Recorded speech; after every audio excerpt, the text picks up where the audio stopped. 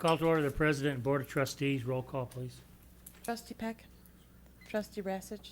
Trustee Wachowski. Here. Trustee Benucci. Here. Trustee Lamb. Here. Trustee O'Rourke. Here. Mayor Collins. Here, you rise for the pledge. Pledge allegiance.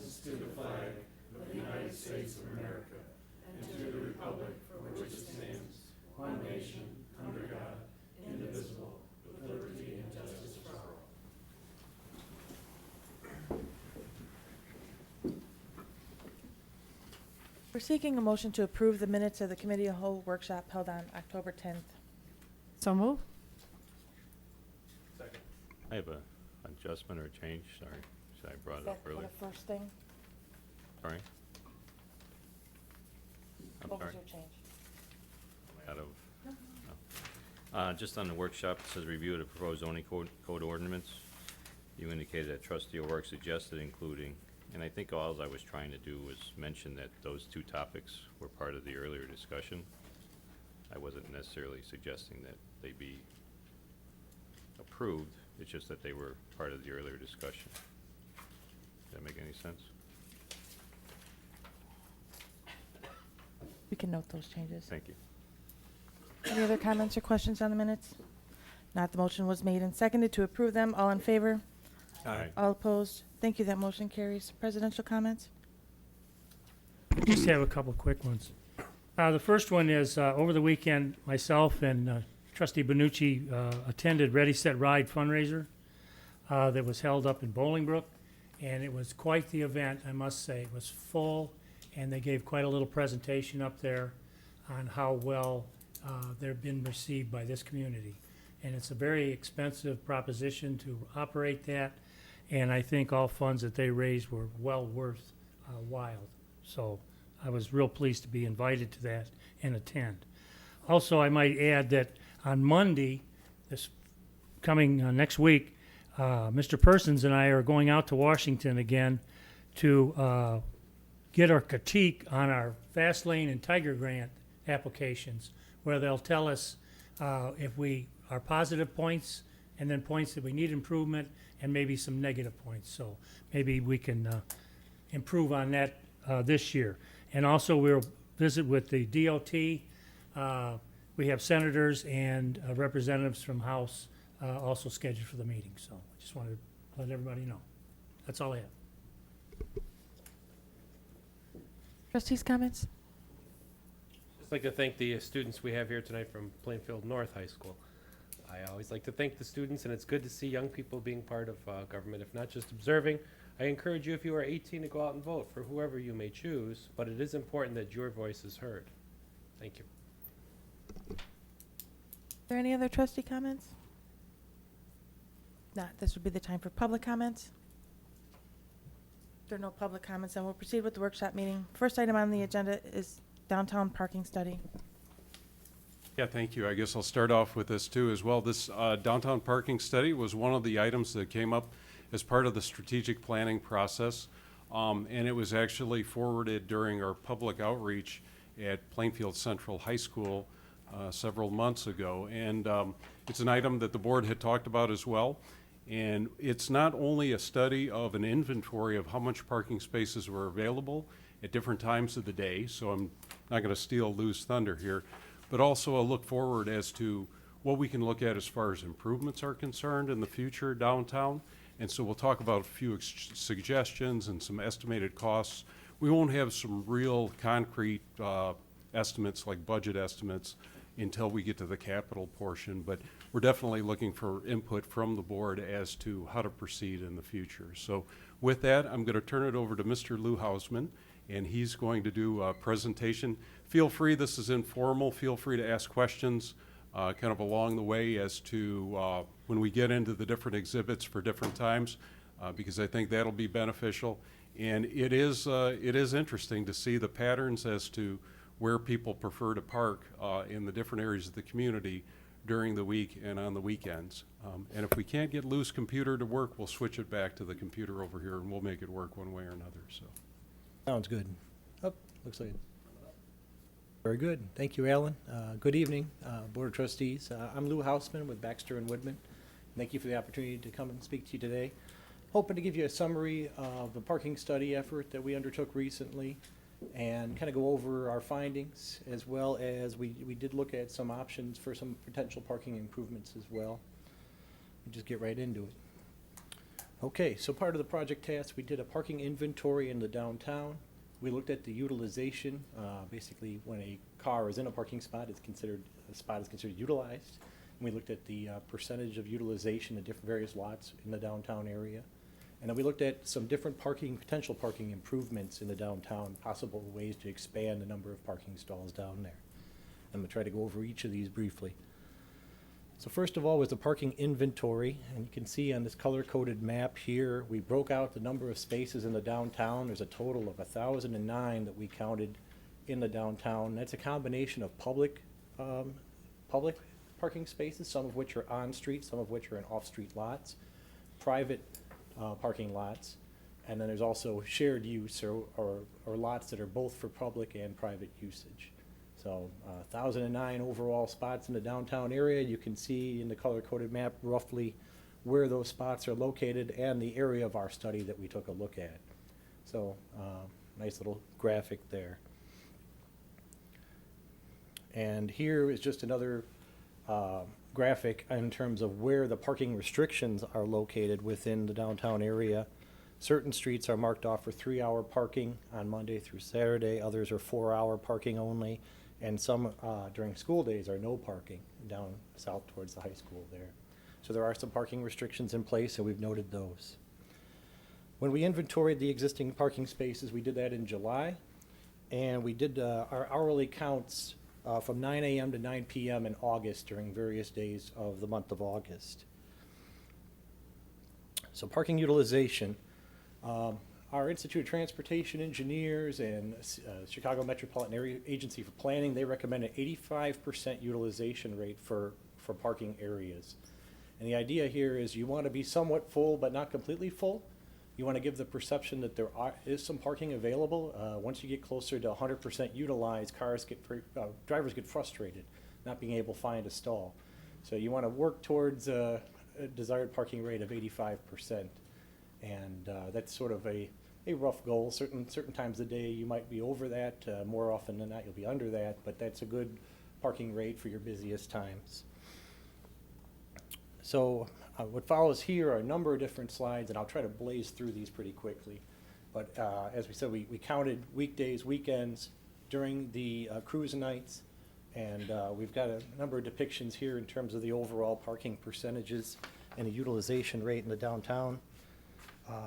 The public parking stalls public parking accounts for 587 of the 1,009 total spaces in the downtown, so a little bit over half.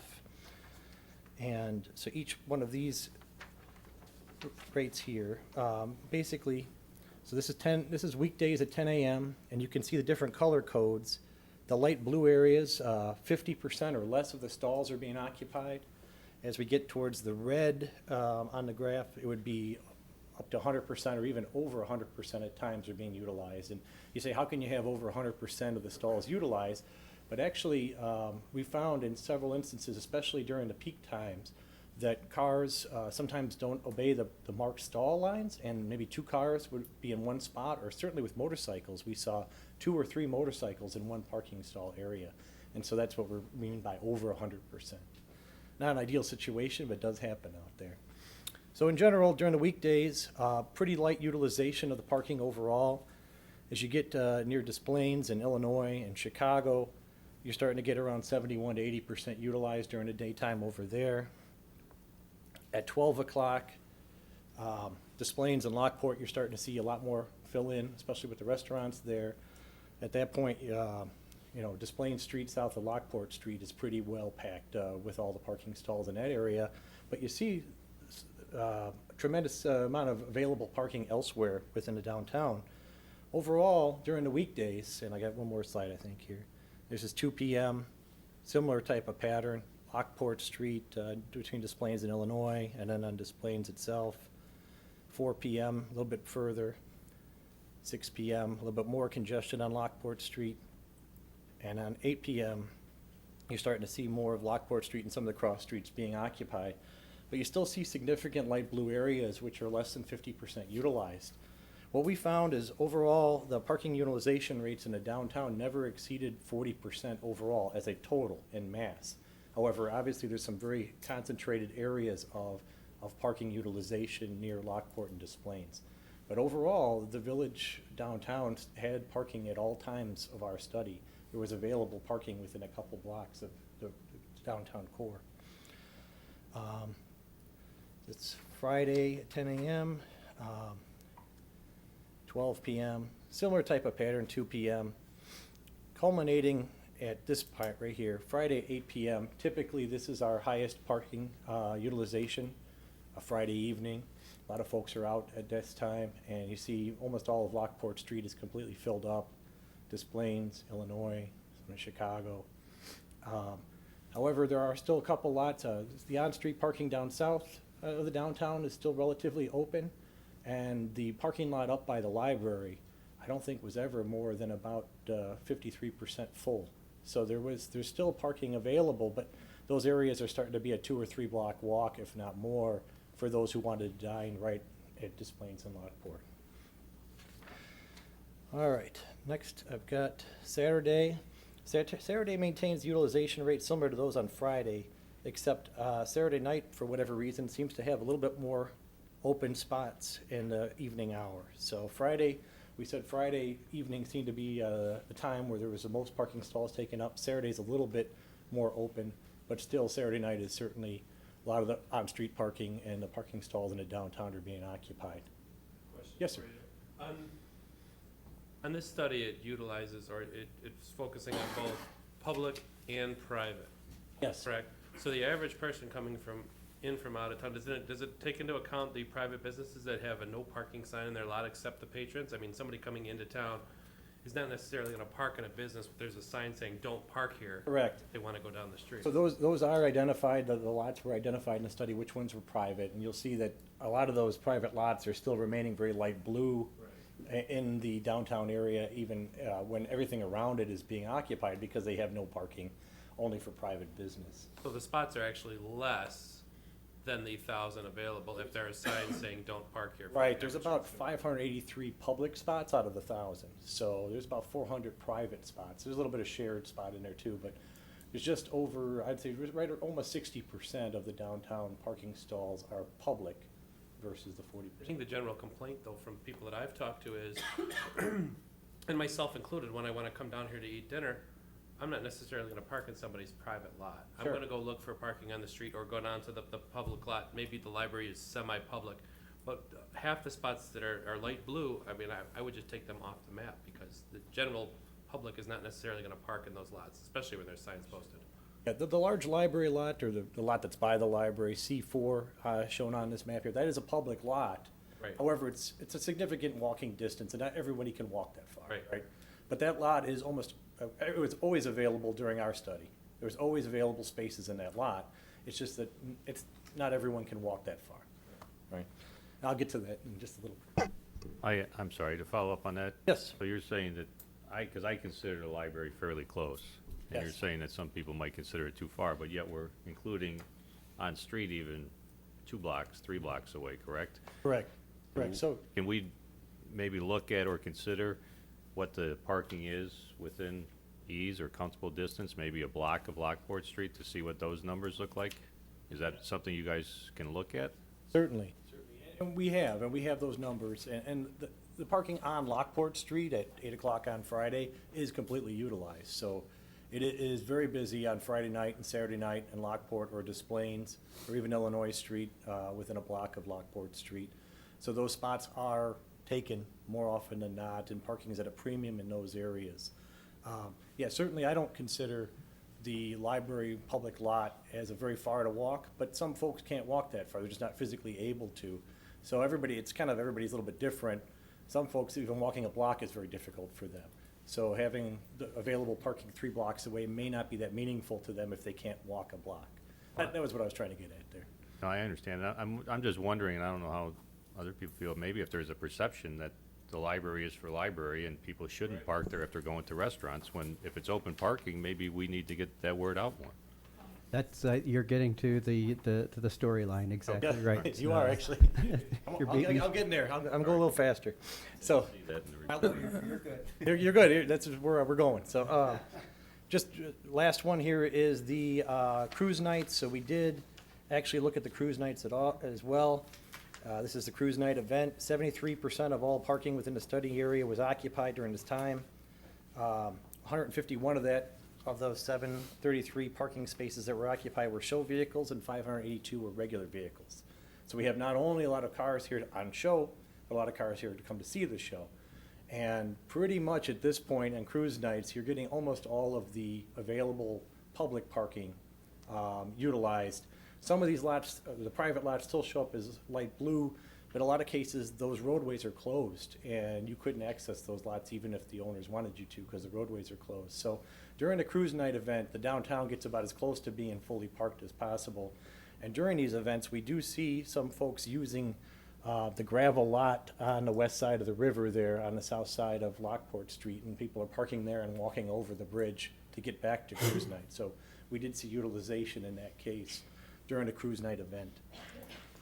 However, there were still some spaces available at the library lot, but those were towards the northern end, and now you're starting to get even further away from the downtown.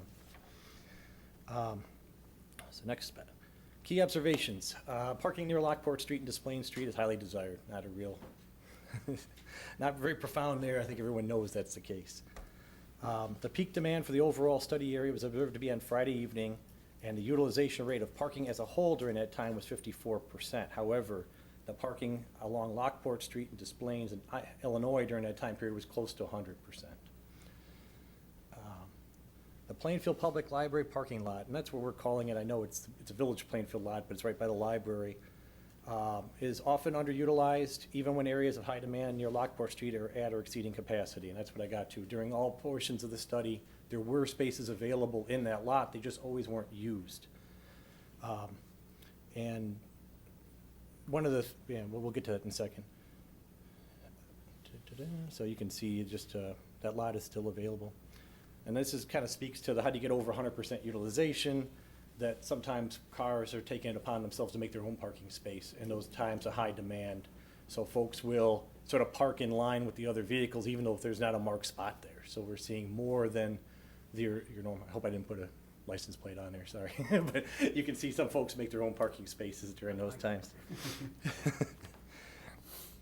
And this is just a little summary here, but no type of parking for the overall study area exceeded 70% utilization. So on the whole, be it public or public on-street or public off-street or private lots, none of the lots during the study were being utilized more than 70%, which is a good thing. I mean, the supply of parking in the downtown seems to be a good supply. However, the demand is concentrated in that Lockport Street Desplaines area, and so it gives a perception sometimes that we don't have enough parking, especially if you want to eat at one of those restaurants right there. Just want to go, we did take a look at a couple different potential parking improvements. The village staff gave us some ideas to take a look at here, and I'll try to go over those briefly. We looked at three different locations. One was the area currently occupied by the private lots and open space from Lockport Street to Main Street, and looking at sort of the blue area, the lengthwise north-south there, and how to connect Lockport to Main to Desplaines, and could we somehow work on, there's a number of private lots in this area, could they be connected and converted to a public facility? Second area we looked at was the Electric Park parking lot west of the DuPage River, and that was the one I said was being utilized during some of the cruise night events. And the third is the Electric Park parking lot east of the DuPage River. Currently a very small gravel lot down there, but has a possibility it could be expanded. I'll briefly go over each one of those. So this is the area between Main Street, Lockport Street, and Desplaines. We looked at three different alternatives here, and this is kind of hard to see on this, but we basically linked up the existing lots here. We had three different alternatives. One was linking Lockport to Main to Desplaines all through a lot system. We had alternative A that did not have the connection between Main and Lockport, but still maintain the Desplaines to Main connection. This had a little bit less impacts on the existing properties, so we looked at this one. Alternative A also had, I want to say, they also had angle parking on alternative A. And then we had alternative B, which was similar to alternative A, other than it had 90-degree parking. So it's coming off the existing lot, connecting up into Main Street. Lockport also is utilized to the north, but there is no connection between these. So between those three alternatives, they generated, well, 106, 94, and 100 different parking stalls. The existing number of stalls out there, I have right here. The existing number of private stalls out there is 49 total. So this would be an improvement of maybe 50 to 57 new stalls potentially. Each of these has some different area needs. The Lockport one, the one that connects Lockport, Main, and Des Plaines, takes up the most room, has the most impacts of parcels, and has the highest construction costs, but it also has the most connectivity.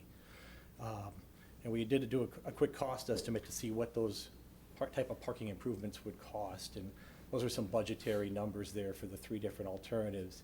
Alternative A and B are relatively the same, other one's an angle parking, one's a 90-degree parking, and alternative B has a little bit more stalls available as a result, but the costs are very similar and the impacts are very similar.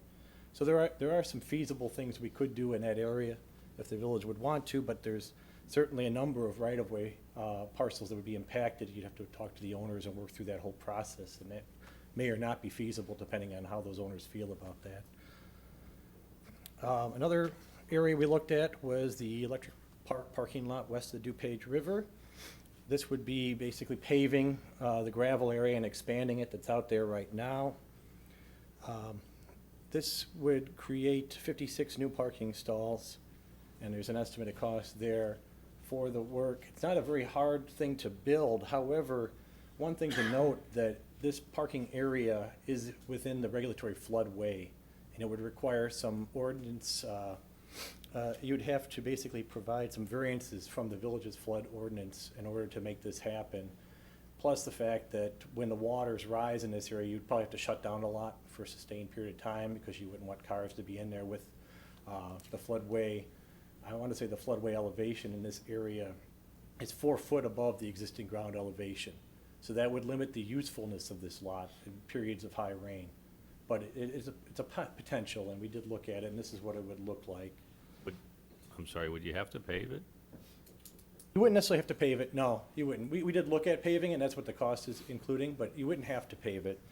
The biggest issue here would be basically the floodway and the floodplain variances that would be required in order to do it, and then the fact that someone would have to monitor the water levels and then restrict the use of the lot during times of water. So that's a lot more work than we normally would be used to for the parking lot. Wouldn't you also have to have detention for all that runoff that? If it were paved, yes, yeah, for sure. You'd have to build detention. Right. I think detention we could probably find in this area, but the floodway would be an issue that I can't really get around, so. We did think that we could provide detention. The other lot has a similar challenge in that it's also within the floodway. We'd have to basically put the lot basically at existing ground level to not raise up the existing floodwaters. So that would limit the usefulness of this lot. This one would provide 21 spaces at a smaller cost, but it also has the same issues with the elevation versus the regulatory floodway elevation. It would require variances from the village, and it would limit its effectiveness because at times of high water, you couldn't use it. But it is out there. I mean, it's certainly people are using it now, just like the other one, people are using them. But I think if the village were to improve them, you're somewhat taking on some responsibility there to maintain them and use them in the right way. All right. The last thing we looked at was a proposed parking structure in the downtown area. And for here, we selected the existing lot off of Des Plaines Street just because it has, one, it's in the village's control, and two, it's already using it as a parking area here. We looked at could the village go vertical with this, and what would it look like, and how much would it cost? We looked at 2 different parking structure layouts. One is a 2-way single helix, where basically 2 directions go up and down, and the other one is a side-by-side helix where cars go clockwise and counterclockwise up and down. The 2-way single helix gives you 44 spaces per floor. The side-by-side helix does 54 spaces per floor. Both of these are used in a lot of municipal lots in the area. The cost of either structure is considerable, And typically, we're seeing $20,000 to $30,000 per parking space to construct one of these structures. So I haven't seen a municipal lot like this that would be less than maybe $3 to $5 million to construct. So it's a significant investment in the area. You'd want to probably at least put 3 floors, so maybe 100 spaces. But I think there are other alternatives in the downtown to get those 100 spaces that wouldn't cost as much. And I know we're not getting too much into recommendations here, but this seemed like a lot to put in for what the need is. And I think there's other ways to achieve the same effect for less cost. I guess in general, maybe some brief summary is that overall, there seems to be some ample parking in the downtown. There are some areas that are highly utilized, and if we could provide some more parking spaces, you know, somewhere around Lockport and Des Plaines, either a little bit south or a little bit north of there would be a good location. I think that the public lot near the library is underutilized, and I would recommend maybe some additional wayfinding signage to let folks know that that lot is available to them, and it's right there, not only a couple blocks off of Lockport Street, especially for folks that are out of downtown. They may not know that if they traveled a block or two north, that they would have access to all those spaces. So we don't have a lot of signage right now for that lot. I'm not sure if there's not much at all. And that might be a low-cost improvement that the village could use to utilize an existing facility more than it is right now. And then I guess I would also look at maybe if there are opportunities to expand some surface lots around Lockport Street and Des Plaines, Des Plaines to Chicago in that area, maybe by the Village Green, that would be money well spent because that is the area where we're seeing the highest utilization. And I know it's tight in that area, but if there are opportunities that we can look at, those would be good places to look. At this point, I would take any questions you may have, and thank you. I've got an observation. Seems to me, if you look at all the charts by the hours and so on, everybody wants to park on the street, which is nice. But you're very limited because you only go down one direction, it's distance of a car. And we can't really add to that. So what people want, we don't know how to improve. We can put lots in, but we have to change people's behavior. It's like suggesting people take a longer way to get to work, if you will. They take a shortcut through subdivisions or whatever. And same thing's true. They want to be on the street. I mean, every map showed that, basically. And so I'm not a fan of the high-rise. I think that is too expensive. I don't think we need it either, based on your numbers. I think we probably ought to do something to add some additional space, but you got to convince people that it's there and available. And most people can walk a block or two. Our blocks are small. If we're talking about New York City blocks, are an eighth of a mile each. That's a long block. Our blocks are short, so I'm not too concerned. You can always drop somebody off and go park someplace if you want. So, but the two along the river, though, the electric park ones, it's in the floodway. I live on a road that's in the floodway too. And periodically it floods. 96, 98, or 97 I guess it was, 2005, or 2008, and then 2013. Napier Plainfield Road. There's a dip in there that anytime we're going to flood, it floods. Pima is very good at blocking it off. I'm not too concerned. We can tell people not to go into a parking lot because it's flooded, and they'll probably see it anyway. So several years running, you don't have a problem. Since 2013, we've not had a flood. Not to say we won't, we undoubtedly will. But, so we lose use of it for 3 weeks, maybe 2 weeks. I think that's a cheap way to add if we can get people to utilize it. If we can't get people to utilize the library parking lot, they're probably not going to utilize these either. Except there is some restaurants, looking at the maps, on the east end, on the west end of Lockport, that seems to have attracted quite a crowd. They fill up the street and then the parking lots to boot. So maybe they would utilize the electric park ones. So I would consider that. The cost of it's pretty nominal compared to some of the other stuff. $1 million or more, I would rather put into 143rd Street. We need that a whole lot more than we need more parking place based on results of your study. We have to change people's behavior, which is almost impossible, mind you, but I think that's a solution to our problem. So. Well, excuse me, we've touched on this already, but it is the signage, because you don't really know where necessarily those lots are. Also, the lighting for it.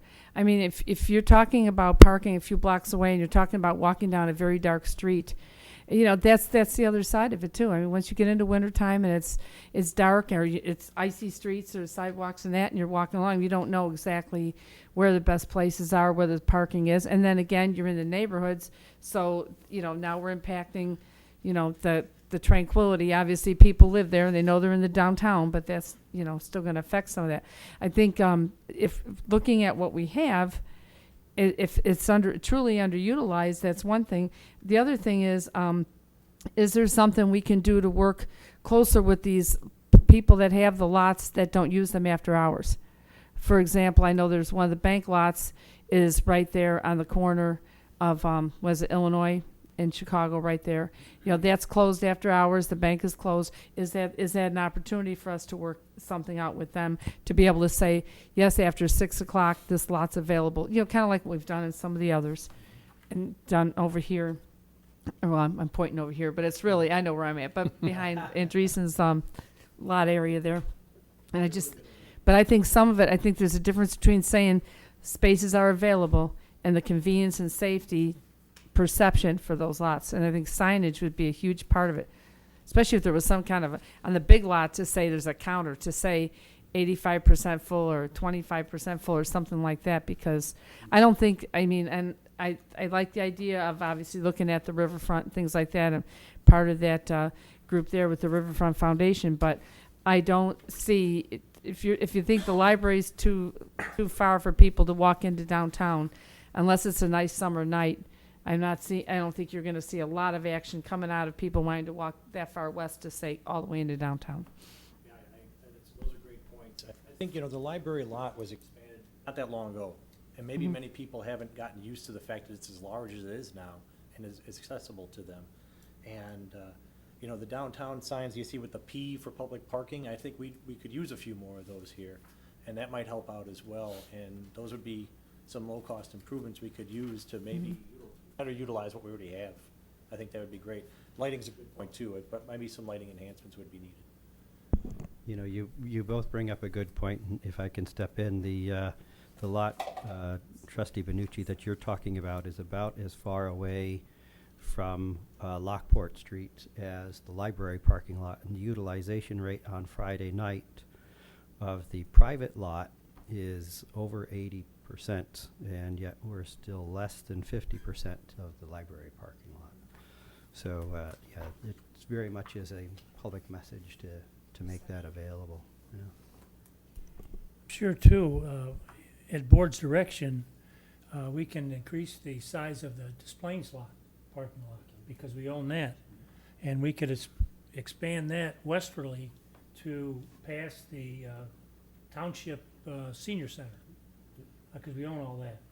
So I don't know how many spots that would actually work out to be, but we could still utilize that if it would be the board's direction. It looks like the public likes that lot preferentially to the library lot. I mean, that's fuller, or has more people occupying it routinely than the library one. So that's probably a good idea. That's something people are used to. Just expansion of it. They don't have to learn anything new. They just find a few more spaces there. So I would suggest that. And check into the cost of it. But, Any idea how many more spots it would be? Just rough estimate? I'm going to look to Alan and Randy. I know we looked at that as well. Could you speak to as well, only because it was mentioned, I know, Randy, you were working on some concepts to go around the Village Green, some additional spaces. So maybe you can speak to both of those? Yeah, we've been looking and actually working with the Park District about adding some parking spaces around the Village Green. We feel we can get about 28 spaces, and it'd be very minimal impact to the traffic pattern and that area. So that's something we're actually considering for next year. that's on-street parking? Yes, Okay. identical to Cost Lock. for that one? Pardon me? What's the cost for that one? I'm still working on the cost, but I mean, it'd be pretty minimal, right? Painting, Very minimal. striping, right? That's we're all. looking at doing it in conjunction with some other street improvements downtown. That seems to be the preferential type of parking, so yeah, They consider Yes, that first. That'll be utilized, for the park as well as, the That's- businesses too. Close to the rest of downtown. Anybody wants to walk, they can walk a block or 2 blocks, depends on where they are. But And as far as expanding the Des Plaines lot, depending on the configuration we would go with, it could be anywhere from 20 to 40 spaces added over there easily. So, because Mayor, I'm in favor of that.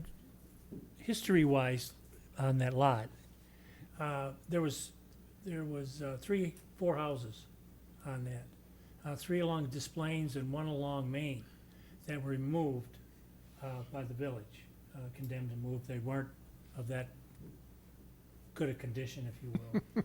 But there was we did get some feedback and some drawback on any entrance onto Main Street. yeah, We got bucked pretty good on that, so I would probably say without going that way, without the exit onto Main Street, keep it as one entrance off Des Plaines, and I don't think we'd get the people have that much trouble with it.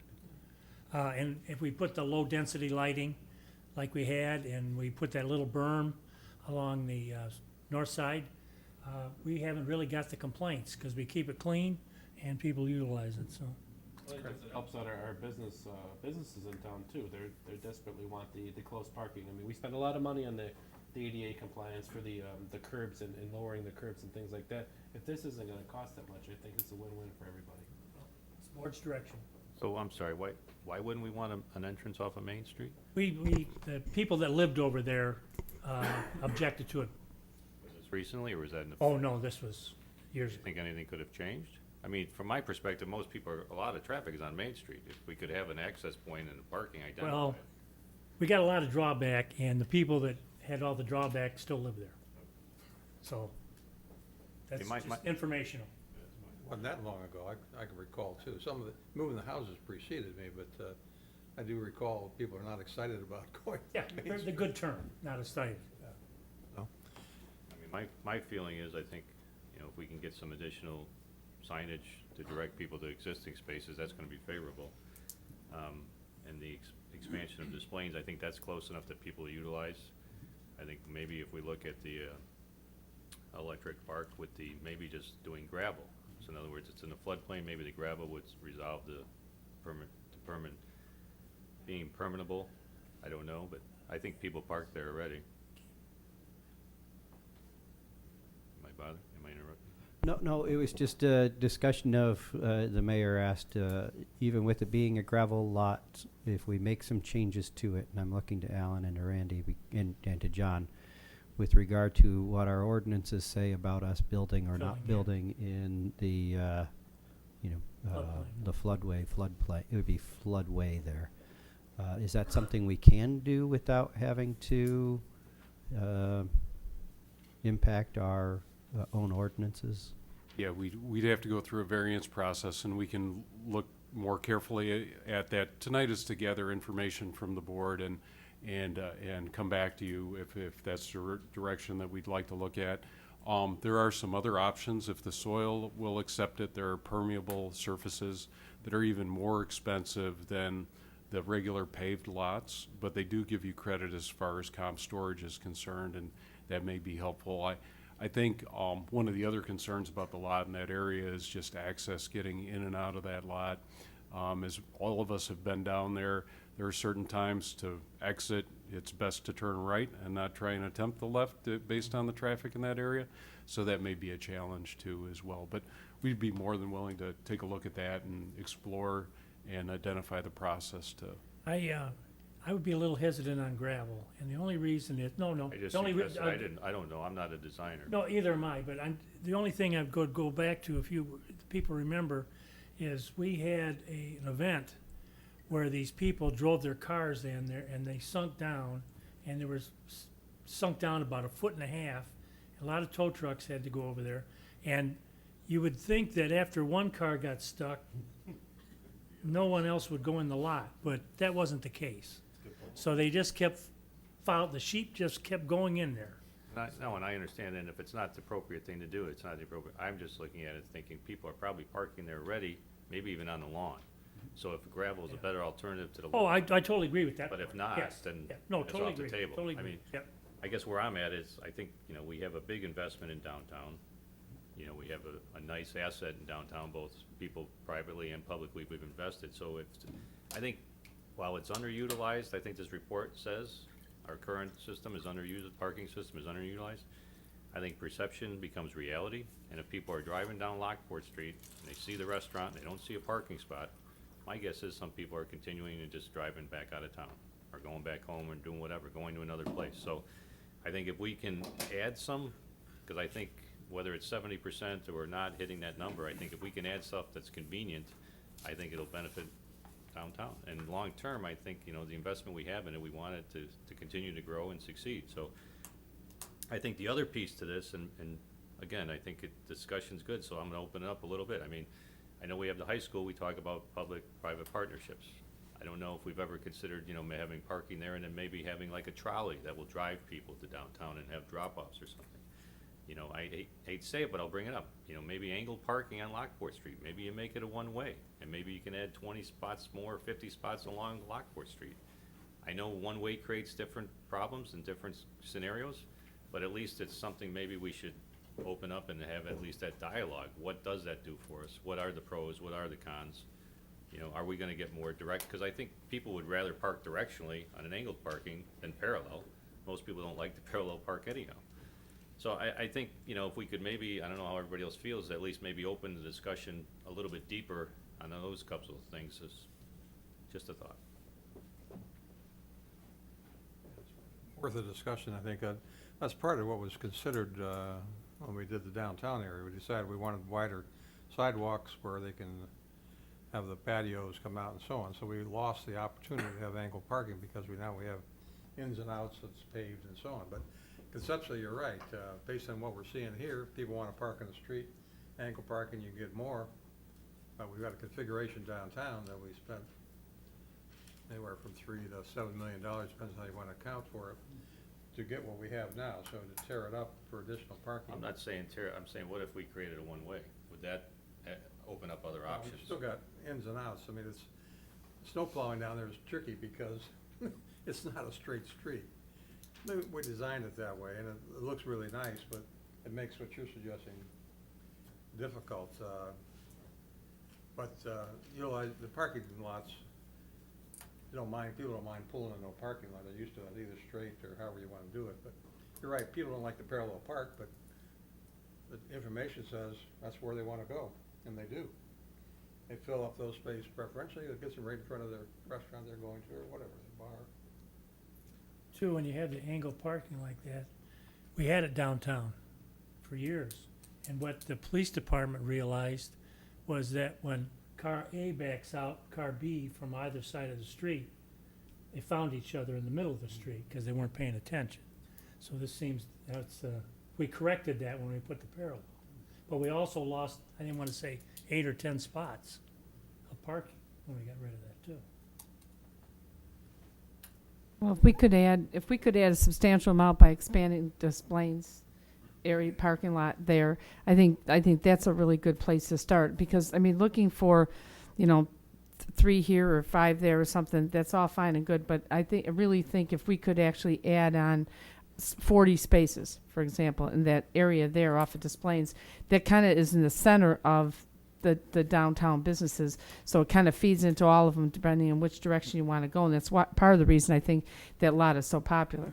And again, the other thing is that where the lot is behind the library and behind the church is there, and the old Bocce building, all those buildings, it's not seen.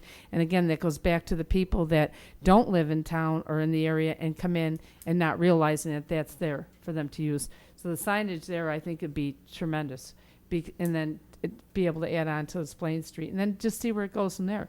Look at it the next step and say, do we need more after that? Is something else going to bring in an issue to us? And then we'll go from there. Especially if we own the land. Or we own it. Yeah. I agree with Trustee O'Rourke on the electric park expansion too. That trolley barn looks like it's close to completion, and if they get a tenant in there may be additional parking that we're going to need that's just not there right now. And it would be relatively low cost, it sounds like, as long as the ordinances and we can get past that. the floodplain. I'd be in favor of that too. And as far as the parking by the library, I mean, I've walked that street at night and it is dark. I mean, a lot of people, and during the wintertime, it's icy. Spicy. There's no, there's no way of getting around it. You're gonna walk a block and a half in the ice. Most people aren't gonna do that. They're gonna wanna go for a closer spot or like Ed says, just drive on by. How many spots would the area around Electric Park that we're talking about off of Vista, right? That area there? How many spots are we talking about? Yeah, it's in Lou's exhibit here too as well. I think we were, depending on how it was constructed, in the 30 to 50, I'm sorry, I passed it here, range. 56 Oh. spaces was anticipated in that area of Electric Park. So that may be helpful, but then again, we've got to overcome the challenges as far as comp storage and things like that. Keep in mind, the more we internally looked at this and talked about this at a staff level, the more we see this as an ongoing process, because keep in mind, the trolley barn will be open here soon. It's under redevelopment. The fire station is under redevelopment. I'm stealing John's thunder, so I apologize. I'm going to let him say something. John's going to do the water and sewer budget tonight. That's it. And the Opera House is really ramping up, and then Bakki's too as well. So that's going to change the dynamic downtown and create more of a demand. And we had our economic development coordinator take a look at it. We're looking at about an additional 80 spaces in that range. But seeing that we're currently underutilized in some of the spaces, we should be able to absorb it. But in the long term, this is probably not something that we're just going to talk about this budget year and put away. We'll probably talk about this every budget year for the coming 5 years, 10 years. This will be a continuing discussion.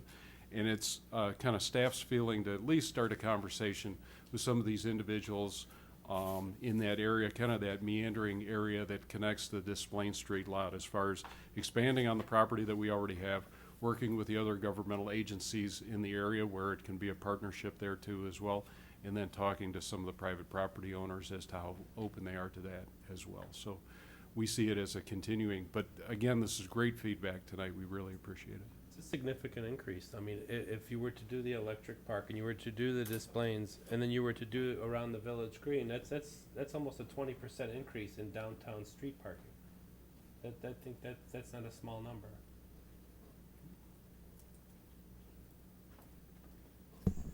Well, thank you, everybody, for the input and the feedback tonight. It really gives a lot of feedback for staff as we move forward on our budget development and the like. And Lou, thank you very much on behalf of the entire team at Baxter & Woodman. We really do appreciate the effort for doing this for us. Thank you. Let me just add on that just a little bit. Lou, you and your organization did an excellent job of providing some solid data for us. There's been a lot of speculation and a lot of assumptions and so on. You've given us some hard numbers to work with. You really could understand what's going on, so this is very helpful for our planning purposes. As far as we've had 3 studies proposed. Yours is one of them, which we approved. The other 2 studies we did not approve. Part of the reason is we can act on what you're giving us now because it's within our control. We can actually make some improvements. The other studies were interesting, but a little bit out of our control to make them happen. So I think we made a really good choice, and you all did a great job of putting it together and presenting it tonight. So thank you. Next item on the agenda is 2017-2018 draft fiscal year budget. Thank you very much. Actually, this is a kickoff to the budget discussions, so we're excited to start with water and sewer. Superintendent Kissel and Superintendent Stopko is here too as well behind us to answer all the tough questions if I get stuck. And that this is really a good story. So I want to thank the board and the mayor for really doing the heavy lifting over the past many years to put the water and sewer system in such a good position that it's in. Because I don't want to spoil the story, but tonight there's no need to talk about water and sewer rate increases. Actually, the operations side is doing very well. Projections are very well as far as operations is concerned. And the bulk of the discussion tonight is going to be more about capital improvements and how to address that too as well. So I'll start out with the first. Excuse me, Alan, could you repeat that in case the newsies watch this again? Yes. There's no need to talk about or address a water rate adjustment Many communities, Joliet recently went through this, Chicago I'm kind of digressing here a little bit, has a new utility tax, which I want to inform the public that should not impact the village of Plainfield, that this is a utility tax. It just so happens it's going to be on their water and sewer bills, and it is to take care of some of their pension issues. But we anticipate good stability as far as water purchase is concerned in the future. So with that, a very well-run system, and again, both of our superintendents are here this evening to support this. Mission statement is to provide the highest level of service that is responsive to the needs of our residents and businesses. We will strive to protect the interests of the village by properly operating and maintaining our public infrastructure. We will provide efficient services for our residents while maintaining a safe work environment for our employees. We will encourage the development of new skills within the department in an effort to improve overall service levels within our community. And that's reflected in the budget, and that's reflected in the staff, not only behind me, but the other staff members in both the Water and Sewer Division. I'll go very quickly through these slides here. Cost initiatives just by constructing the lake water pumping station, and the electronics behind it to help us save money and electricity, pump water very efficiently, and provide us a great deal of capacity has been a huge asset to the community. It's been in operation over 10 years now. It's hard to believe, and it looks like brand new inside. The wastewater treatment facility, we don't have any compliance issues that we have challenges with. Many of our area communities are dealing with new compliance issues. We're well within compliance. We believe that we'll meet all the future compliance requirements of the EPA within the next 5 years, and that in the future too as well. Very well operated, highly efficient, saves a tremendous amount of money in labor and electricity and maintenance too as well. This year in the budget, we want to continue to invest in technology. We'll continue to change out the radio read meters and continue to read meters through radio frequency, download those readings automatically, print the bills. Very low as far as labor intensive is concerned. The individuals in the water department can actually read all 13,000 meters within the community within 1 day. It's downloaded automatically to the village hall, and that's what actually generates the water and sewer bills. So highly efficient process and very well run by the employees too as well. For the cost of water, total cost of water is only 1 1/4, basically 1.2 cents per gallon. So that's a gallon to bring high quality drinking water to your home at the right pressure, and that's a cost to take it away and dispose of it properly, including the waste disposal that we talked about at the last meeting. The average household, and we have kind of larger households within the community, you know, lots of families. It's $2.59 a day for both water and wastewater services. That includes the capital charge too as well. And it's only 72 cents a day for the minimum user for that household too as well. So very, very cost-effective, efficient way of providing high-quality water. With the next one, this is kind of interesting, and I'll pause on this for just a minute. Very busy slide with a lot of lines. Actually goes back over the past 7 years as far as water usage. And when you look at it at first and say, why is 2007 number 1? These are water usages. In a given year, will provide approximately 1.1 billion gallons in a given year. And in 2007, we had our highest ever water pumpage year. We were on Lake Michigan water system, of course, and we provided 1.2778 billion gallons of water. Now, at that time, we had 8% water loss. 2012 was the highest ever as far as water pumpage at 1.277, so it's very close to 2007 at 2% water loss. So really 2012 was a higher water use year as far as water sales were concerned. And then we get into 2008, 2013, and 2015. Now, we're not through 2016 yet, but 2016 will either be, we're about 1% behind what we were last year, so we'll probably be number 6 as far as all-time water usage. But if you think back, it was a relatively cool and relatively wet summer. We didn't have a huge peak demand through the summer months that we have had in previous years. That being said, the water usage is pretty consistent over the past 7 years. It's really within, if we shave off the high numbers, it's really within 2% each year. So our water usage is pretty dependable, and that with the next slide we'll go to, I think it's on this one, maybe it's on the, well, it's on the next one. But on a future slide that we'll go to, it'll show that Water conservation has actually been a big item within our community, and our residents over the past 10 years are using approximately 12 to 15% less water than they were 10 years ago. And the reason why we're still providing more water and selling more water is because we're growing our industrial and our commercial base too as well. So there's more water. There's actually ramped up usage on the industrial and the commercial side as well. So that is really the good positive side. We're still at 2%. Let's go to the next slide and see. Maybe I've got them out of order. Some of the positive things here, improved bond rating when the system is operated properly, and if you picked up on it as part of the audit and as part of the CAFR last weekend, Jim talked a little bit about operations and management of the system, and that goes from the mayor and the trustees all the way down to the employees. When it's operated, managed properly, the bond rating is better, and you save money overall for the residents. Water and sewer system is in compliance with all EPA regulations. Water quality is excellent. We have additional capacity for growth. Water loss is still below 2%, and you can thank Mr. Stofko for that. And water conservation residents use about 12% less than they have in the past. So we're going to go back. I'm going to have Jonathan go back.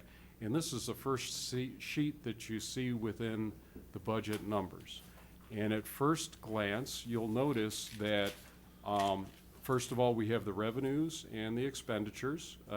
Revenues are on the top and the expenditures are on the bottom on the summary page. And if you kind of cut to the chase and you look to the bottom, you'll look that we're approximately $805,000 in the black, which is a great place to be. And we'd love to leave the meeting right here and just, say everything is just wonderful, which it is. It's very good. What has been taken out of here is all the capital improvements. So if we were to not complete any capital improvements in the future, water and sewer replacement and things like that, even with a depreciation factored in, we would be about $800,000 in the positive column. But of course, we know the board's 5-year plan and the strategic plan too as well, and the need and desire to replace some of these old water and sewer lines, especially Randy had mentioned around the Village Green area is an area that we'll touch on a little bit, and just some other maintenance items that need to be done out there too as well. We've always had capital expenditures in the past, and you can look at the past couple of years here, but we've always had some capital programs where we've replaced, upgraded, and improved service for our residents, which is a very important thing. And then ultimately, we talked a little bit about depreciation, and I know I did chime in last week too as well. The Route 30 work with the replacement of the water and sewer, it actually helps offset your depreciation because you're reinvesting into the system too as well. So with that, there's several pages related to the budget, and really they're very close to the items that were budgeted last year as far as operations are concerned. And we've got approximately seven pages in here that were created by staff. And I think it's a good time to pause, and I'll be happy to answer any questions or put these guys on the hot seat about any questions about operations. You can see there's a little bump up in electricity, which is understandable. And that's just based on electric rates are rising slightly, but there's not that much of an increase. There's a little increase in a water meter purchase, which we want to continue that technology to save labor and things of that nature. And a slight increase in some system maintenance items where we want to increase the amount of lines that we're jetting out there, sewer lines that we're jetting out there, and completing repairs and televising and things like that too as well. So as far as the operations side, there's some slight increases, but not any major changes within that. And again, the operations side, and we're doing very well. And we're doing well on the capital side. We'll talk about that next. But I'll be happy to answer any questions about the operations side at this point. The operations are in excellent shape. As you say, they're just subtle changes. The only thing that's really a little bit bigger than that is transfer to debt service. We have the money to do that. I assume that's why we're doing it. That's $100,000 in 4 different places, it looks like. So not an operational issue, but it's positive cash flow that's helping us. So. The debt service transfer is to cover the cost of bonds that were directly issued on behalf of the Water and Sewer Fund. We still have 4 years left on the general fund debt service payments, or the general obligation bonds issued that go through the debt service fund for the water and sewer fund. So that still goes through, that's why you see that particular transfer over to the debt service fund, as well as it still has its own payments then that it's making as well for its own debt. We're accelerating them from past years, so. No, it's just a change in what the schedule is. It's not an acceleration. It's what happens is if Tracy were here, she could tell you with exact detail. But we use a level debt service for all of our bonds across the entire life of the bonds. However, certain funds hit at different points, and at this particular point, the water and sewer fund actually sees an increase, whereas the other funds actually see something of a decrease. Okay, thank you. So I'm sorry, so there's the transfer to debt service, and then on the front page, there's just transfers. What's just a regular transfer? What would that be? Is that the same thing, and just Now, the abbreviated? transfer then is for the operations that the general fund takes on behalf of the water and sewer fund. There are a few things that are handled by the general fund as far as billing goes and the like that's handled here at Village Hall, where those services are shared between the accounting department and the water and sewer fund. So there's a transfer that happens to cover those costs. Okay, so between 16 and 17, there was a big jump, do you know necessarily what might have caused that? I can get that information for you. I think there was some reconciliation that we took place, but I'd be happy to get that information. Just because Alan, stole my thunder on the parking study thing, I did want to at least make a point. Alan touched on it very briefly. In terms of economic development, the village's water and wastewater capacity is a great attraction. I think it gives some of our existing businesses, large and small, great comfort in knowing that we have the capacity to serve their present and long-term future needs, and especially as we look to bring in new businesses as well. So that's just a point I wanted to emphasize and commend the Public Works staff for providing that amenity and that assurance as we try and support our existing businesses and attract new ones as well. So. The other side to that, I would say, the quality is outstanding. I mean, I grew up at one point in a home that had well water, and, you'd have to either go buy your water or fill it up, and somebody that had Lake Michigan water, as we called it back then, Chicago water, and trying to bring 5-gallon containers back and forth was never fun. And when I first moved out here, even, I had a softener with all the salt and all that stuff, so all that is gone. I mean, it's now you just turn the tap on and maybe do a little filter for the chlorine if you want, but great quality. So I think sometimes we take, that simple thing for granted, but great job, you guys. Thank you for that. And knowing that it's a renewable or, a permanent source instead of the wells that we used to have, I think, from my perspective, that's huge. I think some people understand it. I think a lot of people understand the value of water, and it's going to become more important in the future. I'm sorry, back to the bonds. I apologize, I'm not an accountant, so that's why I have the questions. That's kind of how I learned. So there's two places here for bonds, one on page 5 and then another one on page 7. What's the difference between? There is an expansion fund, which is one particular, that's the Unit 12, and those are certain bonds that were paid for out of that particular expansion fund. And then That's page 5. that is page 7 would be the expansion fund bonds. And then there is the fund that pays for the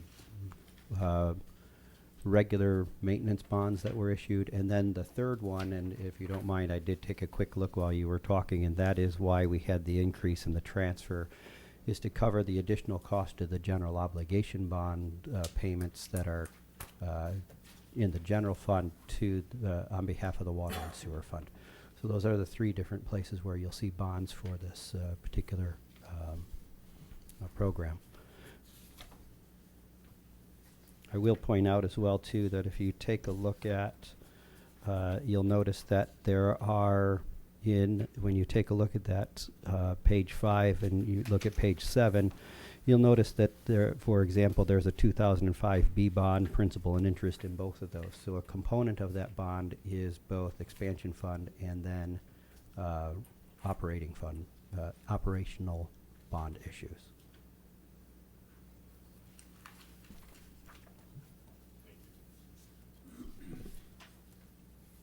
Thank you. And if there are no other questions on the operation, one of the advantages of being the first one in the budget process is that you can come back and ask me questions at any other budget meeting, any other meeting really too as well about the fund. So it's good and it's bad, but we really wanted to start with a good positive story here because there are a lot of them within the community. So we'll move on to the next slide. We'll talk about some of the capital work that's going on this year because we did budget money for capital improvements this year. But we're having a little bit of a challenge with the budget because there are a couple of things that did come up. One is the Route 30 water main. This was bid, and actually it was intended to be bid approximately 6 months ago and split between 2 budget years, last budget year and this budget year. The estimated cost was about $1 million for the construction of this line. But we were informed that the bidding climate would be better, that this project would be better constructed in the wintertime due to the fact that it's directly adjacent to the Norman Drain. When we talked to the contractors, and I believe this was a job that we had gotten 12 or 14 bids on. We actually got a lot of interest in this particular project. And the low bidder provided a price of $784,000. The board did approve that work, and this work has already started. So the other thing that it provides, and kind of to Jonathan's comment, is that there's currently an older 12-inch water main that we've had some problems with main breaks and alike in this area. We're actually upgrading this main from a 12-inch to a 16-inch. So it better serves not only the entire community, but our industrial core too as well. So this is an upgrade that helps offset depreciation, increases capacity for our industrial users too as well. So the contractor will continue with this. This project is already awarded, but I'll kind of finish up the rest of the story after I get a few of these other items that we currently have going on. So keep that one on the back of your mind. We'll come up with the total at the end. At the wastewater treatment facility this year, we had an unexpected problem with 2 of the 5 large wastewater treatment pumps. This is actually the picture of one of the older pumps that had come out. And the consensus was between the operations group that since there was these problems with 2 of the pumps, instead of completing just an emergency repair on 2 pumps and making it limp along, it was actually better to replace and upgrade all 5 pumps in the station along with the electrical equipment at the wastewater treatment facility. And these are the pumps that were part of the original expansion. So they go back about 12, 14 years in that range. And the best way, most cost-effective way was to bid this out. So we did bid this project out. The board did award the bids too as well. The total price was $205,000, and that project has been completed. The next item on the water side, and I have a nice picture of Mr. Stofko here. We did, as the board is well aware, we had an emergency repair with one of the variable frequency drives. What the variable frequency drive does at the Lake Water Station is it's similar to a drill that you would have with a variable speed or a blender that you would have at a variable speed. And it does the similar thing, but it's on a completely different principle. Ultimately, what it does is it saves the village a tremendous amount of money.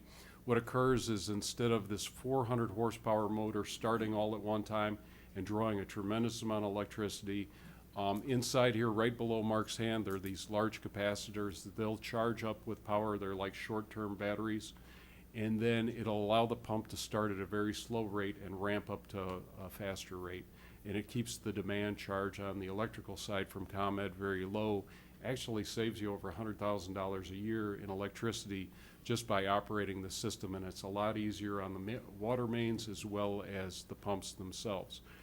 The VFD that you see on the left-hand side, this is actually a 2-part cabinet, is the new VFD that was replaced and has been installed. This was the emergency repair that was authorized by the board.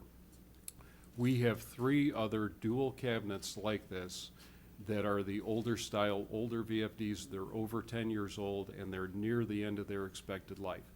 The concern that I want to bring to the board that staff has is the older VFDs, they're not only, they're not made anymore, which isn't uncommon. You know, computers change and they upgrade and things like that.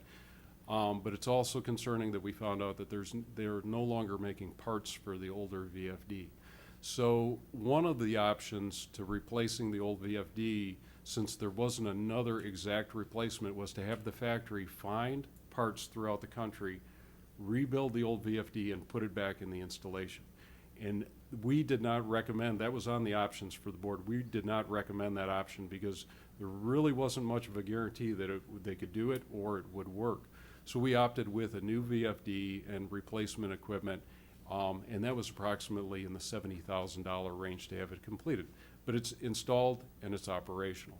One of the concerns that we have is these are the pumps that are needed in the summertime, and that we can live without one of the VFDs. It takes approximately 2 months to get the cabinets rebuilt, but it would be very challenging to live without 2 VFDs. And knowing that the other 3 remaining ones are at the end of their useful life, we would recommend, and we're currently looking at the design, that we replace the other 3 of VFDs and upgrade the cabinets within this budget year, although it'll be above and beyond what we had budgeted in the capital side too as well. So I gave you two scenarios. Do we have one more? This is the total kind of scenario within the capital budget this year. The Route 30 Main to Kusikowski is $784,000 that's been awarded. The SCADA improvements was in there, that's $50,000. That upgraded the main hub, the computer system, that's been completed and paid for. There's a lift station improvement at Indian Oaks. It's actually a lining of the lift station, which could be put off for future years, so we have that on hold. And after I get through the list, I'd like some feedback from the board. We also have a vehicle, a crane truck that we talked about, which is approximately $80,000. That's on hold as well, looking at the budget, and that could be put off to the future year. The emergency replacement of the wastewater plants was $205,000. The emergency repair of the one VFD pump was about $70,000. We see the replacement of the other 3 could be as much as $300,000 with all the computer system upgrades that are needed to incorporate all of the equipment, and that would put us in very good shape for the next 10 to 15, 20 years at the Lakewater Station.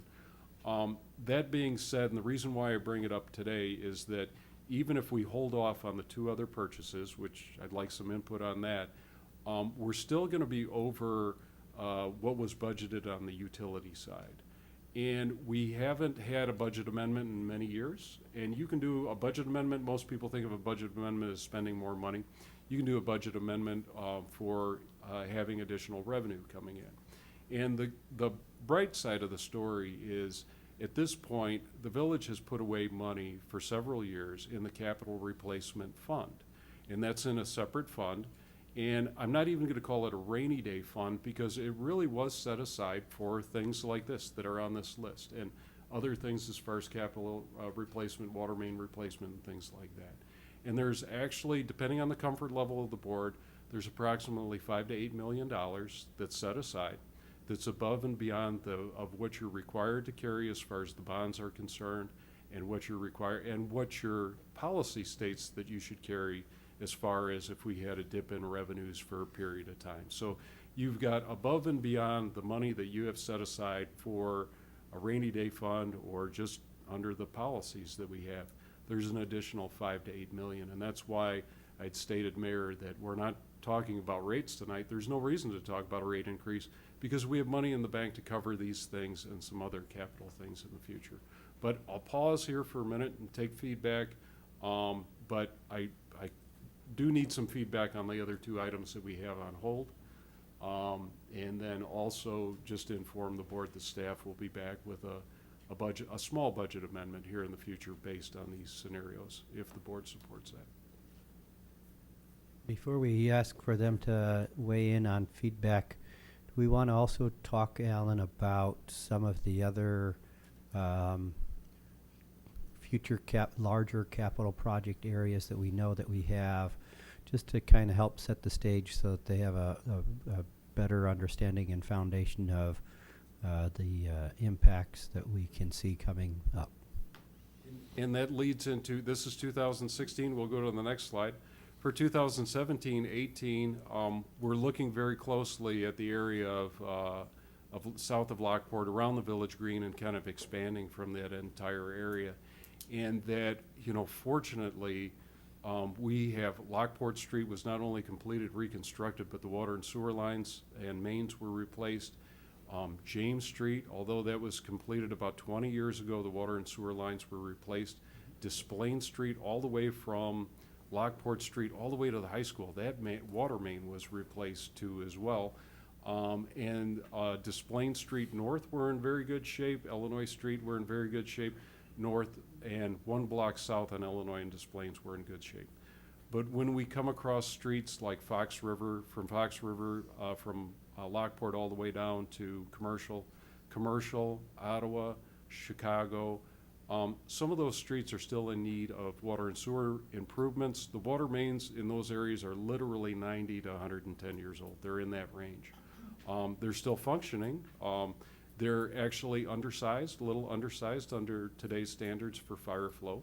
But thankfully, we do have Lockport Street, James Street, and Desplains to help the fire department and Route 59 take care of any fires or things like that that we'd have. So the ISO rating is very good here, and I'm not saying that this is all based on fire flow, but it is based on Randy's comment earlier. If we're going to go in and reconstruct roadways in that area, which is the capital discussion for a month and a half from now, it makes good sense to go in and do the utility work. And that's where you still have that additional money, the $5 to $8 million to help invest into this area. And in the entire region, we are guesstimating at this point in the $4 to $5 million range, nice round numbers, but we would recommend that would be phased in processes, that there isn't really a logical way to tear up this, and tear up is not the right term, reconstruct this entire area of the community without disrupting a lot of people. So it's kind of on our plate to come up with a phasing plan, but to bring it to the board and recommend water and sewer upgrades, replacements for this area, since it's one of the oldest parts of town. And then the next slide that I'll jump to is that we've had some challenges in the Marybrook subdivision. Marybrook was constructed in the 50s. It was constructed under the county rules, and it was constructed in the county. And I'm not going to blame the county. In 1950, whatever, I know there's a lot of history talk with the Cubs and all the other stuff in the past. But there were some things that weren't done to our standards. But we did inherit this subdivision, and it does have water and sewer utilities that are provided by the village. On Hazel Crest Drive, the water and sewer lines were replaced, the curb and sidewalk was put in, and it was totally reconstructed. And the village did a very nice job in that. Right after that was completed, we hit the big downturn in the economy, and things changed. So there is a need for some water and sewer upgrades in some of the roadways before we embark on a roadway reconstruction projects, which would be a phasing plan as to. But these are the two high priority areas on our 5-year plan. And thankfully, and I've talked about this with the guys, 90%, guys and gals, 90% of the water and sewer system within this community was built in the last 20 years. So when you think about it, we're the oldest community within Will County, but we have one of the newest water and sewer utility systems within the community. So we have some challenges that are in the millions of dollar range, but they're limited to a couple of areas here too as well. So we'll want to talk about this in the future as part of the capital discussion. And again, as Administrator Murphy had mentioned, we'll be happy to talk about any of these items, because they really do. This year kind of rolls into next year too as well. But it's pretty good, positive message. Many communities at this point are talking about, completely cutting the capital side because they got to cover their costs on operations. We not only have enough revenue for operations, but we also have some money set aside for capital.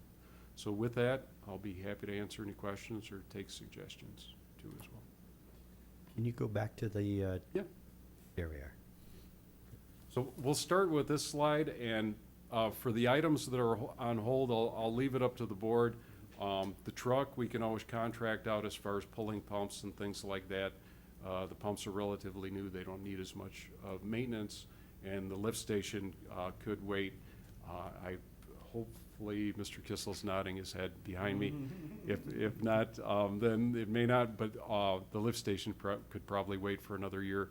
That would lessen the impact as far as a budget amendment is concerned. So I'll be happy to take direction or poll the board as to their feelings about those two items. It's kind of hard to give you an answer without seeing the total amount of money that we have to work with and our expectations as to where it might go. In lieu of trying to give you that kind of feedback, I would say you need to do things that are critical to providing the service, which is where your lake water station stuff comes in. Because if those fail, all of a sudden we got a real problem. And we're in great shape right now. We need to make sure we stay in great shape. Some of the others we can do on an emergency basis if it becomes a problem. Things you get mentioned as holds. We've handled some of those things as an emergency. We have to do it, we do it. So we want to make sure we got enough money left aside to do that, and without knowing the total pocket of money that we're dealing with and the other things that may go against it, maybe better to give you a definitive answer a month and a half from now when we see the rest of the package, if you will. But my suggestion is if you put something on hold, I would do it at least at this point in time, because if it becomes a crisis, we'll act as long as we have enough reserves to handle it. So rather than say, oh, let's take care of it now because we've got money, that's sometimes foolish. I'd rather make sure we have enough money to handle the real critical things when they occur, and we've got some things which are already important. So I suggest wait a bit and leave ourselves a cushion so we can respond when we have to. How fast does the technology advance for the VFD pumps? It changes approximately every 5 years as far as upgrades are concerned. And what's interesting is this new VFD was actually constructed and completely built in Wisconsin, which is really neat because the existing VFDs were actually built in Europe. And I think there was a little breakdown between the two different companies as far as supporting that product. So we've got a solid factory up in Wisconsin creating the new VFDs, and this new style is going to be around for a long time. I agree with putting the two items you have on hold, and leaving them there for now. Can you explain the necessity of needing all three pumps at once rather than, say, doing one this year, one next year, and one the year after? Do you get a package deal? And if so, how much would you have saved? I can't give you a total amount of, as far as percentage that we would save, but you definitely save money by doing all three at the same time. And that being said, the way that the bid would be constructed, again, this would be competitively bid. The way the bid would be constructed is that all of the equipment would be ordered and would be on hand by the provider. And then they would sequence out each panel, get it reconstructed, tested in the factory, brought back and reinstalled.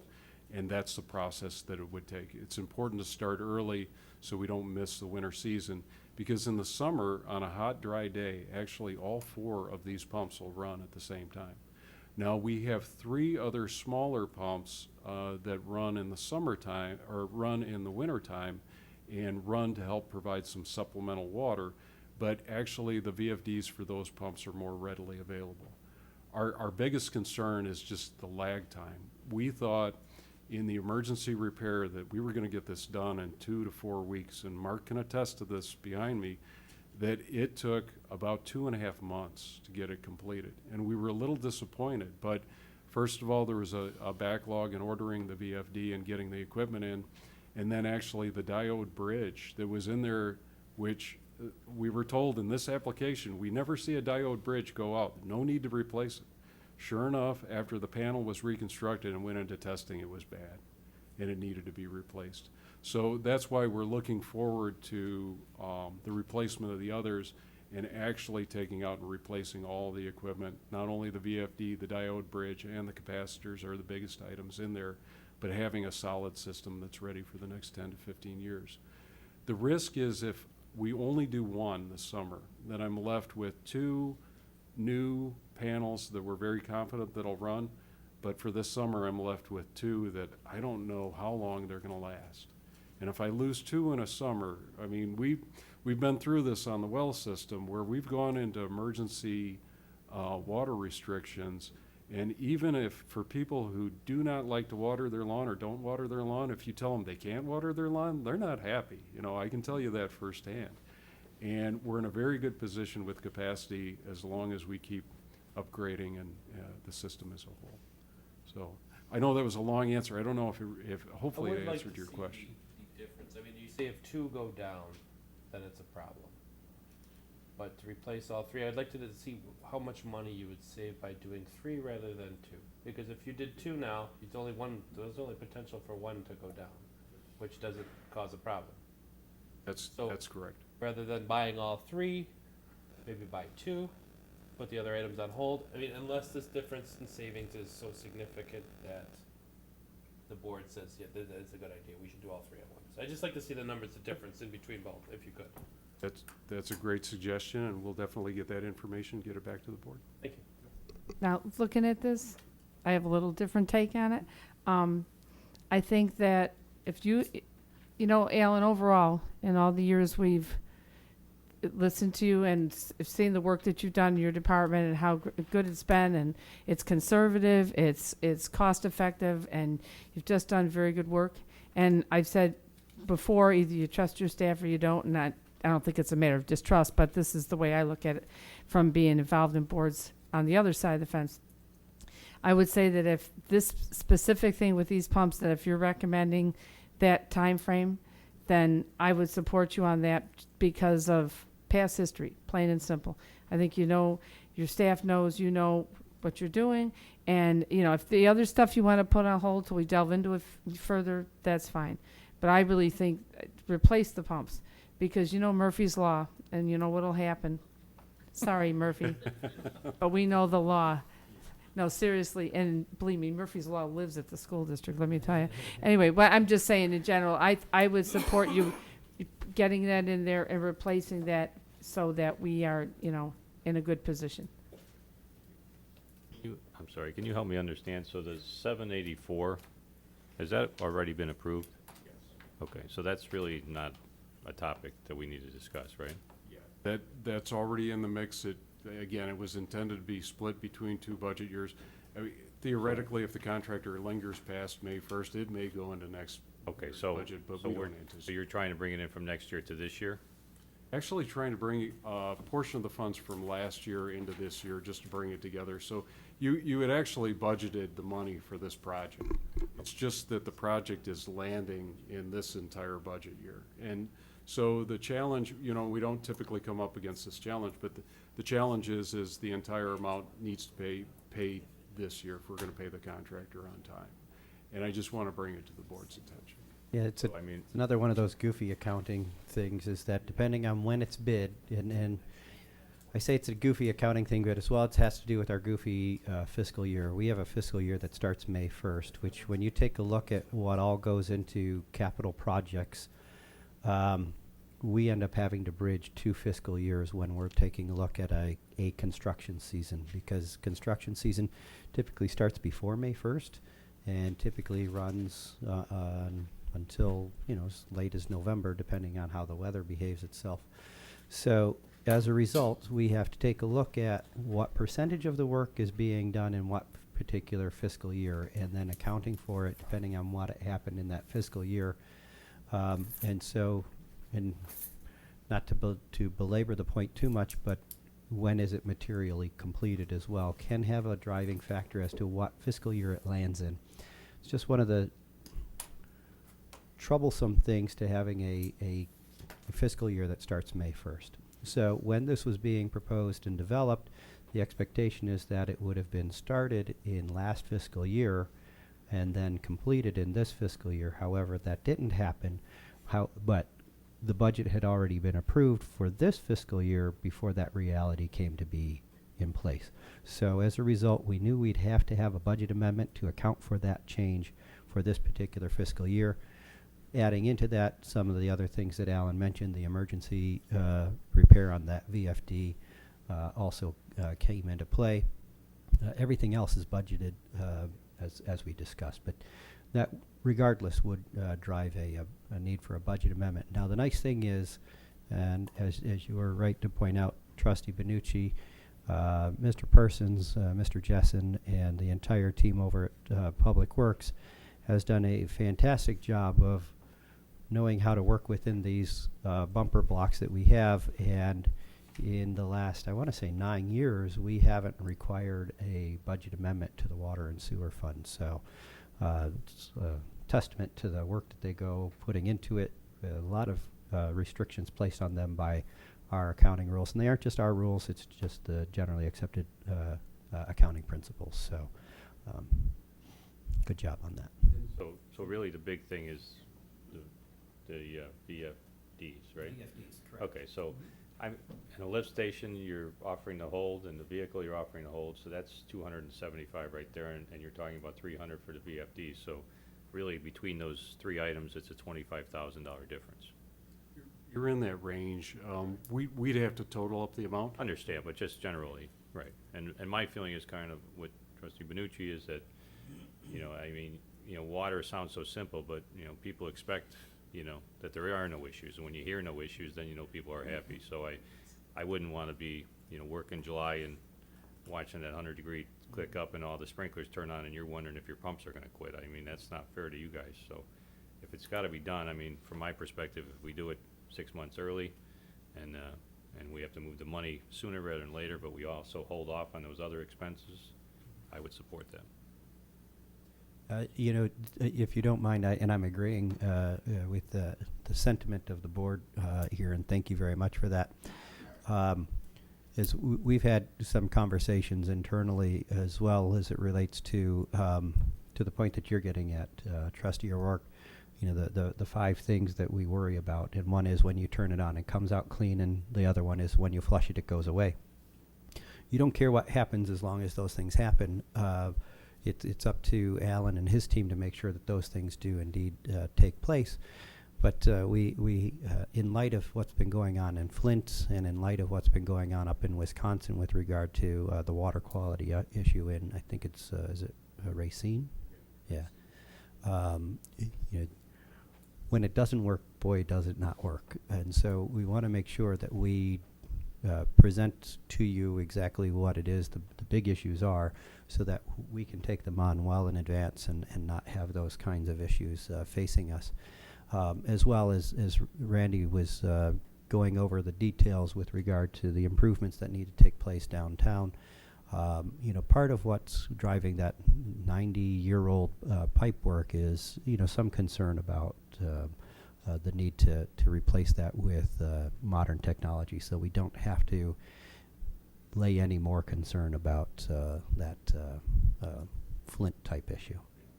And from my perspective, you know, that's a repair and replacement that will need to be done eventually, but it's not probably as critical as a VFW or VFD, I'm sorry.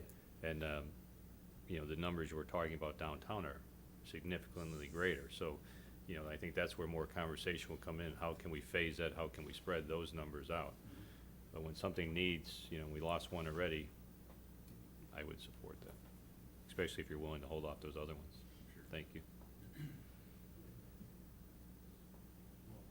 Thank you. If there are no other questions, I think I have sufficient direction related to this. And again, we really appreciate the open communications with the mayor and the board at a staff level, because in many communities, they would bring this to the board in the middle of April before the May 1st deadline and say, hey, you know, we have this problem, and we're letting you know up front. And the individuals, entire staff here are cognizant of the budget and in holding off on those 2 other items to lessen the adjustment. But again, you're just making a transfer, if approved, from an existing account where you have funds to cover these costs. That's really the simple way to explain it. Before we leave this topic and close things out, just for our viewing public, what we're looking at is November 14th. Mrs. Pluckham will take us on a overview of the general fund and our tax levy for the general fund.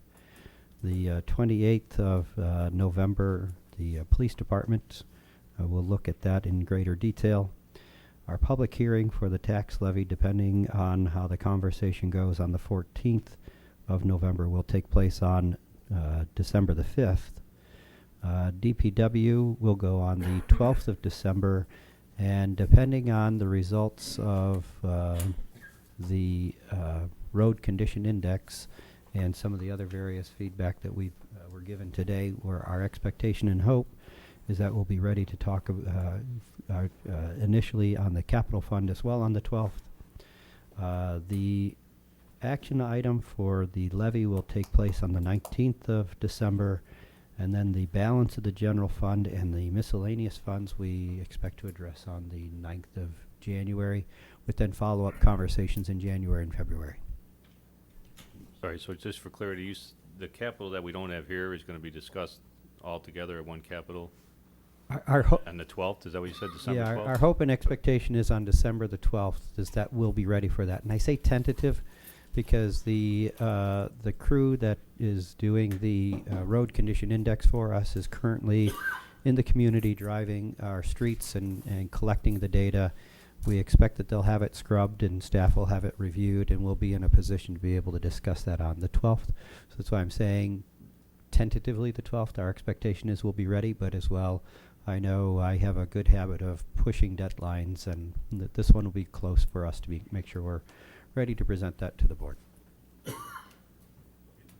we will follow up with the answer to the question that trustee Wojo had, I'm sorry, Wojo, that Wojo had related to the bidding too as well. I want to make sure as part of the process that we do answer all the questions too as well. So, but thank you very much. If you have any I other do questions. have one last question. Sure. It's an easy one, though. The sending units from the homes, what is their duration? The first ones that we bought were anticipated to last about 7 to 10 years. They actually last 15 to 18 years. And with a new battery technology, they estimate the meters that we're putting in today will last 15 to 20 years. Okay, what about the units that have been in for an extended period of time? We've done several change-outs, so there are a few that are as part of the original installation, which is about 20 years ago, that are still operating out there. Okay, just No, just it, wondering. it actually brings up a great question, though, that I know you know this, but Alan, we run into some troubles in replacing these units because sometimes our residents have done such a wonderful job on remodeling their basements or finishing off their basements and have Hidden them? accidentally, well, I'm being polite, accidentally boxed in our units without realizing what they've done. And it used to be that we would go into houses and take reads, and so these issues would become more immediately known to us, but we've run into some very interesting circumstances with having to get to access to those, haven't we? We always find a way to get them changed, though, so the crew does a great job. So, thank you very much. Would you like to read the reminders? Sure. November 1st, their planning commission. November 7th, there will be our next village board meeting. There'll be coffee at the mayor on the 9th of November. And the 14th will be our next committee of the whole. Seeking a motion to adjourn. So moved. Second. Motion's been made and seconded. All in favor? Aye. All opposed? Thank you. That motion carries.